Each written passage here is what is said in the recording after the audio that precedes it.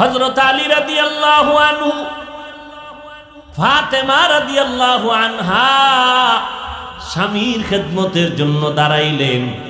কাজে ব্যস্ত ছিলেন, এখন আর কোনো কাজ নাই, বড় কাজ হলো স্বামীর মন খুশি রাখা। ফাতেমা রাদিয়াল্লাহু আনহা দাঁড়ায়ছেন, স্বামীর ঘামগুলো মুছাইতেছেন। কোথা থেকে আসলেন? দো জাহানের সরদার রহমতের নবীর দরবার থেকে আসলাম।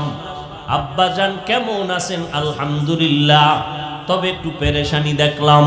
কি পেরেশানি? আব্বাজানের কি পেরেশানি? প্রশ্ন চলতেছে, নারীদের জন্য শ্রেষ্ঠ গুণটা কি? কেউ জবাব দেয় না। ও ফাতেমা, আপনি বলতে পারবেননি, আমি খবরটা নিয়ে পয়গম্বরের কাছে গিয়া পেরেশানি দূর করব।